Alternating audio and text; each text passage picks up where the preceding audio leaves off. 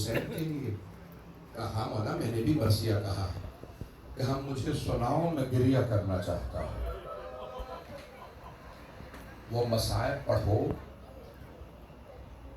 جو تم نے میرے جد کی شان میں مرثیہ لکھا ہے، وہ مصائب مجھے سناؤ میں گریہ کروں۔ جب وہ پڑھنے لگے نا، اگر دیکھ سکے تو دیکھے گا، امام نے ایک مرتبہ آواز دی خادمہ کو، گھر کی کسی کنیز کو کہا یہاں پردہ لگا دو۔ اس خادمہ نے پردہ لگایا۔ امام نے اس خادمہ سے کہا اب میری ماں سے کہو مجلس ہونے والے ہیں۔ حضرت ام فروہ بنت قاسم ایزانے کے نامی حضرت امام کی والدہ، ایک مرتبہ خادمہ نے امام کی والدہ کو گھر میں جانے کے بعد کہا کہ بی بی آپ کو آپ کے بیٹے نے بلایا ہے، مولا حسین کے مصائب ہونے والے ہیں۔ بی بی نے فوراً سر پہ چادر لی، صحن میں آئی، امام کے گھر کا صحن تھا جہاں مجلس ہو رہی تھی۔ امام نے پردہ لگوایا تاکہ کچھ نامحرم بھی موجود تھے، میری ماں بیٹھ کے گریہ کر سکے۔ امام نے پردہ، امام کی والدہ اس وقت بہت بزرگ ہو چکی تھی۔ جیسے امام کی والدہ آئی نا پردے کے پیچھے بیٹھی، امام بیٹھے تھے اس مقام پہ جہاں پردے کے ساتھ، تاکہ میری والدہ پاس بیٹھے میں دیکھ سکوں ماں کو۔ امام نے والدہ کو دیکھا، جب آنسو بہنے لگے نا دونوں کی آنکھوں میں، امام نے کہا خادمہ سے میری بہنوں اور بیٹیوں کو بھی بلا دو۔ ایک مرتبہ خادمہ گئی، امام کی بہنوں بیٹیوں سے کہا آپ کے بابا نے بلایا، آپ کے بھائی مولا نے بلایا ہے، مجلس ہونے والی ہے۔ جب ساری بیویاں پردے کے پیچھے بیٹھ گئی، امام نے اشارہ کیا اب مصائب پڑھو۔ ایک مرتبہ اس ذاکر نے مصائب شروع کیے۔ جیسے ہی مصائب پڑھنے لگا نا، تو آپ جانتے ہیں نا کہ امام کی والدہ بلند آواز سے گریہ کر رہی تھی، حضرت ام فروہ۔ جب اونچی اونچی رونے لگی، وہ امام کی ظاہراً والدہ کے بھائی کا بیٹا تھا، بھانجا بھتیجا تھا۔ جیسے ہی ذاکر نے مصائب پڑھے نا، تو امام کی والدہ کے خاندان سے تھا، وہ امام کی والدہ کو جاننے والا تھا۔ ایک مرتبہ کہا اے ام فروہ، اگر آپ زیادہ روئیں گی تو آپ کا بیٹا گلے لگا کے کہے گا اماں اور گریہ نہ کیجئے، اے میری ماں اور زیادہ نہ روئیے۔ اے ام فروہ، لیکن جب آپ کی پھوپھیاں رویا کرتی تو انہیں شمر کے تازیانے مارے جاتے تھے۔ اے ام فروہ، آپ کی پھوپھیوں پہ آپ کے جد حسین کے قاتلوں نے اتنا ظلم کیا، رونے نہیں دیا۔ امام صادق بلند آواز سے رونے لگے۔ ایک مرتبہ سارے مدینے والے امام کے دروازے پہ آ گئے، ہوا کیا ہے، ان کے گھر میں کوئی وفات ہو گئی ہے، یہ اتنا رو رہے ہیں۔ ایک مرتبہ امام نے آواز دی الباب الباب، دروازے کو بند کر دو۔ کسی نے دروازہ بند کیا، پوچھا مولا کیا بات ہے، دروازہ کیوں بند کروایا؟ ایک مرتبہ کہا میرا بیٹا بے ہوش ہو گیا۔ یہ ظاہراً امام موسیٰ کاظم علیہ السلام کے لیے ہے۔ امام موسیٰ کاظم سے پھوپھیوں کے مصائب برداشت نہیں ہوتے تھے۔ میں نے تو پڑھ دیا، آپ نے سن لیا۔ آئمہ نے بہت زیادہ مجالس کا اہتمام کیا۔ 8ویں امام کی بھی ایک مجلس کا تذکرہ کر دوں۔ اب آخری مجالس ہے، کل شب 40 ہے۔ ہاتھ جوڑ کے کہوں گا ذرا چلیے 8ویں امام کا ایک مرتبہ گھر ہے، ریان ابن شبیب، باپ بیٹا امام کے قریبی ترین شیعوں میں سے ہے۔ تو ایک مرتبہ مستند ترین روایات میں سے یہ روایت ہے، الوقائع والحوادث میں مرحوم محمد تقی ملبوبی میں لکھا ہے، اور کتابوں میں بھی ہے۔ ایک مرتبہ ریان ابن شبیب کہتے ہیں میں 8ویں امام کی خدمت میں پہنچا، دیکھا امام اتنا گریہ کیا کہ مولا کی آنکھیں زخمی ہو گئی ہیں۔ میں نے پوچھا مولا آپ کی آنکھیں زخمی ہو گئی ہیں؟ مولا سرخ نشان ہے آنکھوں میں۔ مولا کیا بات ہے؟ کہا میرے جد حسین کے مصائب نے میری آنکھوں کو زخمی کر دیا۔ کہا مولا اتنا گریہ؟ کہا ابن شبیب، اے شبیب کے بیٹے، ہمارے جد کو قتل کالکبش ایسے ذبح کیا جیسے ایک بھیڑ کو ذبح کیا جاتا ہے۔ علماء نے بہت بحث کی ہے یہاں مولا، دیکھیں جب بھی کبھی کوئی تشبیہ دی جاتی ہے نا تو اس میں کوئی نہ کوئی حکمت ہوتی ہے۔ میں درخواست کروں گا یہاں مصائب پہ غور کیجئے گا۔ دیکھیں جب کہا جاتا ہے نا یہ شیر ہے یعنی بہادر ہے، جب امام کہہ رہے ہیں نا ایسے ذبح کیا جیسے بھیڑ نے، میں ہاتھ جوڑ کے کہوں گا دیکھ سکے دیکھیے گا، نہیں تو آنکھیں بند کر کے کربلا چلیے۔ علماء نے بہت بحث کی ہے اس حدیث سے متعلق۔ 8ویں امام کی یہ بڑی مستند روایت ہے۔ امام نے کیوں کہا میرے دادا کو ایسے ذبح کیا جیسے ایک بھیڑ کو ذبح کیا جاتا ہے؟ دیکھیں گے میری طرف، جب بھیڑ کو ذبح کرنے لگتے ہیں نا تو بھیڑ کے ہاتھ پاؤں باندھ دیے جاتے ہیں، کیا مولا حسین کے ہاتھوں پاؤں کو باندھا گیا تھا؟ نہیں، مولا کے ہاتھ پاؤں باندھے نہیں گئے تھے۔ بھئی مجھے نہیں معلوم میں کیسے پڑھوں گا، بھئی گریے میں بخل نہ کیجئے گا۔ جب کسی بھیڑ کو ذبح کرنے لگتے ہیں نا، اسے پہلے پانی پلایا جاتا ہے۔ کیا مولا حسین کو کسی نے پانی پلایا تھا؟ نہیں۔ بھئی میں جملے پڑھنے لگا ہوں، سخت جملے ہیں، مجھے معاف کر دیجئے گا۔ پھر امام رضا نے کیوں فرمایا جیسے بھیڑ کو ذبح کیا جاتا ہے؟ جب ایک بھیڑ کو ذبح کرنے لگتے ہیں نا، اسے اور بھیڑوں سے چھپا لیا جاتا ہے۔ کیا مولا حسین کو چھپا کے ذبح کیا گیا تھا؟ نہیں، مولا کی بہنیں اور بیٹیاں دیکھ رہی تھیں جب مولا کو ذبح کیا گیا۔ بھئی آج بھی خیمے سے باہر بھی لوگ بیٹھے، میں ہاتھ جوڑ کے کہوں گا میرے ساتھ چلیے گا۔ یہ مستند ترین روایات میں سے ہے جہاں 8ویں امام فرما رہے جیسے بھیڑ کو ذبح کیا جاتا ہے ویسے میرے جد حسین کو ذبح کیا گیا۔ آئیے ذرا میں پیش کروں کیوں مولا نے فرمایا۔ میں ایک اور مثال دے دوں، جب ایک بھیڑ کو ذبح کرنے لگتے ہیں نا، اسے قبلہ رو کر دیا جاتا ہے۔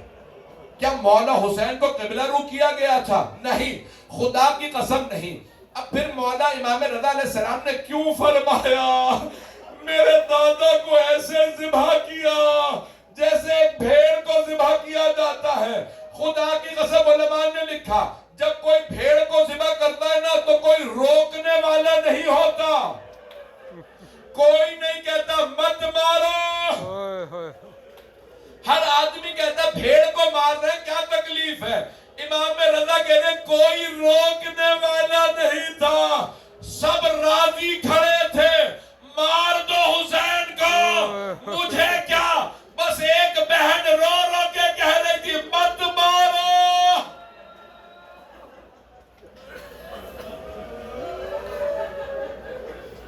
مت مارو حسین کو، اجرکم اللہ، اجرکم اللہ۔ بھئی میں مکمل کر رہا ہوں، مجھے 5 سے 7 منٹ کی آپ کو زحمت دینا ہے۔ آج رونے میں بخل نہ کرے، آپ کی انتظامیہ نے خود درخواست کی مجھ سے، کچھ جوانوں نے کہا مولانا ذرا مولا عباس کے مصائب پڑھ دیجئے گا۔ پیش کروں مولا عباس کے مصائب؟ جانتے ہیں جب جناب عباس نے اجازت لی اور جنگ کے لیے آئے تو جناب سید الشہداء سے کہا مولا مجھے جنگ کی اجازت دیجئے گا۔ نہیں عباس، آپ میری فوج کے سپہ سالار ہے۔ جناب عباس نے فرمایا کہا مولا وہ فوج کہاں ہے جس کا میں سپہ سالار ہوں؟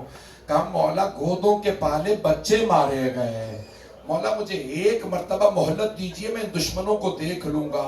نہیں عباس، آپ میری فوج کے سپہ سالار ہیں۔ جناب عباس خدمت میں کھڑے رہے۔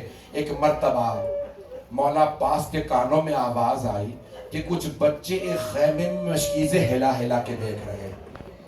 جب آواز آئی نا کہ بچے ایک دوسرے سے کہہ رہے ہیں اس میں پانی نہیں ہے، اس مشکیزے میں بھی پانی نہیں ہے، جناب عباس خیمے کے اندر گئے، دیکھا ایک چھوٹی سی بی بی مشکیزے کو دیکھ رہی ہے، شاید پانی رہ گیا ہو۔ جناب عباس سے برداشت نہیں ہوا، پوچھا بیٹی سکینہ کیا بات ہے؟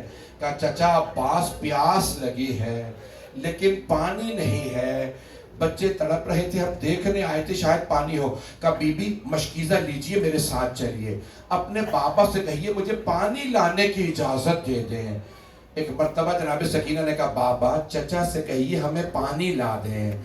مولا حسین نے فرمایا عباس اب آپ ایسی سفارش لائے ہیں جسے میں رد نہیں کر سکتا، عباس آپ کو پانی لانے کی اجازت ہے۔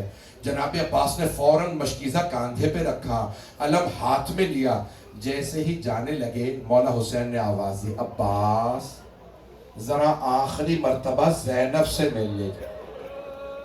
اجرکم اللہ، بس بھی مجھ سے پڑھا نہیں جا رہا، 5 منٹ کی زحمت دوں گا۔ جناب عباس اس خیمے کے باہر آ کے کھڑے ہوئے جہاں جناب زینب تھی، بلند آواز سے عرض کی بی بی الوداع، بی بی میں خدا حافظ کہنے آیا تھا، الوداع کہنے آیا تھا۔ جناب زینب نے فوراً خیمے کا پردہ ہٹایا، آواز دی عباس ذرا آخری مرتبہ خیمے میں آ جائیے۔ جیسے جناب عباس خیمے میں آئے، جناب عباس کا قد بڑا تھا، جناب زینب نے دونوں باہیں گلے میں ڈالیں۔ جناب عباس 22 سال چھوٹے ہیں جناب زینب سے، بی بی زینب نے بیٹوں کی طرح پالا ہے۔ بی بی کو ایسی محبت نہیں تھی جیسی بھائی سے ہوتی ہے، بی بی کو ایسی محبت تھی جیسی بیٹوں سے ہوتی ہے۔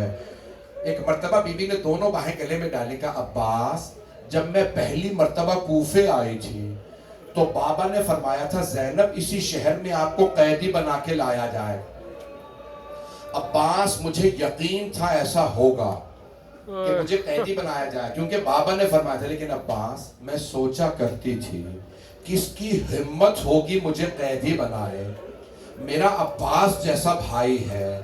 لیکن عباس ابھی جب آپ نے کہا نا بی بی الوداع، مجھے یقین ہو گیا وہ وقت بڑا قریب ہے جب مجھے قیدی بنایا جائے گا. بس یہ جملے سننا تھے، جناب عباس کے آنسو بہنے لگے. جناب عباس فوراً خیمے سے باہر آ گئے کیونکہ جناب عباس بہنوں کے سامنے رونا نہیں چاہتے تھے. جیسے باہر آئے نا بہنوں کی مظلومیت پہ آنسو بہاتے ہوئے جناب عباس اپنی سواری پہ سوار ہوئے. جناب زینب نے آواز دی، میرے استاد کا جملہ میں پیش کر رہا ہوں، آواز دے کے کہا بیبیو میں نے پردے کی ضمانت لی تھی، میں پردے کی ضمانت واپس لے رہی ہوں. میرا عباس چلا گیا، اب کوئی ضمانت نہیں، ہماری چادریں چھینی جائیں گی. اجرکم اللہ، میں تمام کروں 2 سے 4 منٹ کی زحمت دوں گا. جناب عباس ایک مرتبہ جیسے ہی اپنی سواری پہ سوار ہوئے فرات تک پہنچے. 4000 تیر اندازوں نے راستہ روکا. تلواروں والے الگ تھے، گرز والے الگ، نیزے والے الگ. جیسے جناب عباس نے اپنی سواری کو فرات میں اتارا، مقتل الحسین میں مرحوم عبدالرزاق مکرم نے لکھا ہے ایک مرتبہ بلند آواز سے کہا اشرب الماء، اپنے گھوڑے سے کہا پانی پی لے. مولا آپ پہ بھی سلام، آپ کی سواری پہ سلام. اسے بھی شاید پتا ہے مولا حسین کے بچے پیاسے ہیں. بس پہ ایک مرتبہ جناب عباس نے کہا اشرب الماء، پانی پی لے، لیکن آپ کی سواری نے بھی پانی نہیں پیا. عزیزان گرامی جناب عباس نے مشکیزہ بھرا. میں اور آپ جب پانی میں دیکھتے ہیں نا ہمیں اپنا عکس نظر آتا ہے، لیکن جناب عباس پانی میں دیکھ رہے تھے مولا کو جناب سکینہ کا عکس نظر آ رہا تھا. مولا بار بار کہتے تھے بی بی میں نے پانی بھر لیا ہے، بس کچھ دیر اور انتظار کر لیجئے، میں پانی لے کے آ رہا ہوں. جیسے جناب عباس مشکیزہ بھر کے چلے، علم ہاتھ میں تھا. جناب سکینہ نے چھوٹے چھوٹے بچوں کے ہاتھوں میں کوزے دیے اور کہا بچوں وہ جو علم آ رہا ہے نا میرے چچا عباس ہے، میں اپنے ہاتھوں سے سب بچوں کو سیراب کروں گی، میرے چچا پانی لا رہے ہیں. ایک مرتبہ سارے بچے تڑپنے لگے، پانی آ رہا ہے، ہاتھوں میں کوزے تھے. اتنے میں علم لڑکھڑانے لگا. علم کا لڑکھڑانا تھا. جناب سکینہ نے غور سے دیکھا، پھر کہا بچوں کوزے زمین پہ رکھ دو، میں دعا کروں گی تم آمین کہنا. بی بی نے چھوٹے چھوٹے ہاتھوں کو اٹھایا اور ایک مرتبہ کا پروردگارا میرے چچا کی خیر ہو. وہاں ایک ملعون نے جناب عباس کا دایاں بازو قلم کیا، اسی نے بایاں بازو چھپ کے قلم کیا. جب دونوں بازو قلم ہو گئے جناب عباس نے دندان مبارک سے مشکیزے کو پکڑا. ایک ملعون نے تیر چلایا، مشکیزے میں پیوست ہوا، سارا پانی بہہ گیا. جناب عباس نے اپنی سواری کو موڑ دیا. اب اگر پانی خیموں میں نہیں جائے گا تو میں بھی خیموں میں نہیں جاؤں گا. بس سواری کا موڑنا تھا. ایک آدمی نے تیر چلایا، جناب عباس کی دائیں آنکھ میں لگا. آپ جانتے ہیں اگر آنکھ میں بال بھی چلا جائے، جب تک بال نکال نہ لے تکلیف ہوتی ہے، اور اگر آنکھ میں تیر ہو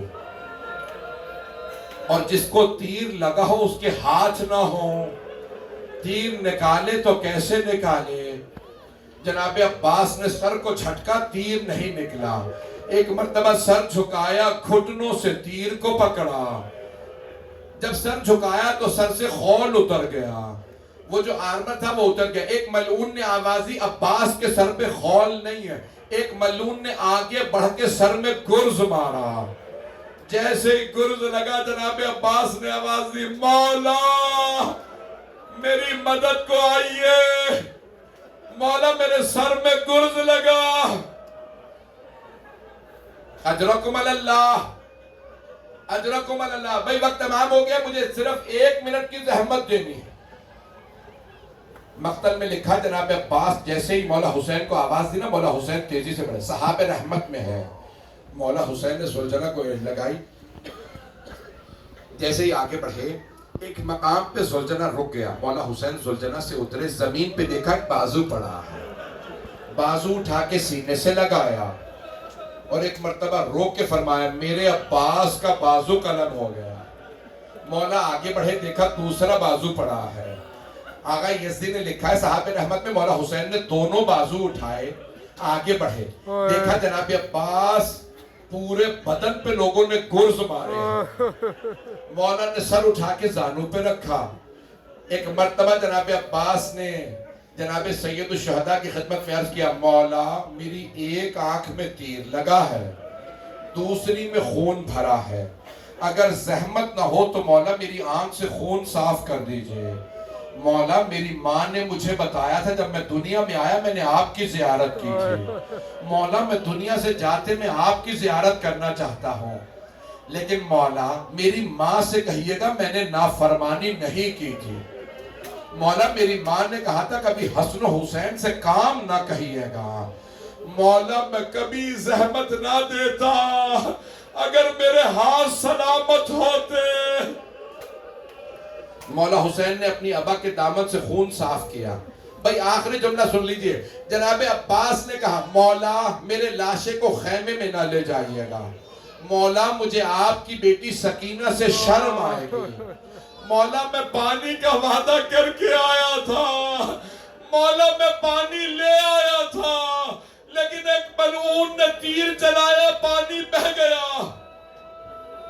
مولا حسین نے ایک مرتبہ الوداع کیا، علم ہاتھ میں لیا، خیمے میں واپس آئے. جناب سکینہ نے سوال کیا بابا چچا کا علم آپ کیوں لائے ہیں، چچا خود کہاں ہیں؟ مولا حسین نے فرمایا بیٹی آپ کے چچا فرات کے کنارے سو گئے. بی بی کے ذہن میں بات بیٹھ گئی چچا فرات کے کنارے سو رہے ہیں.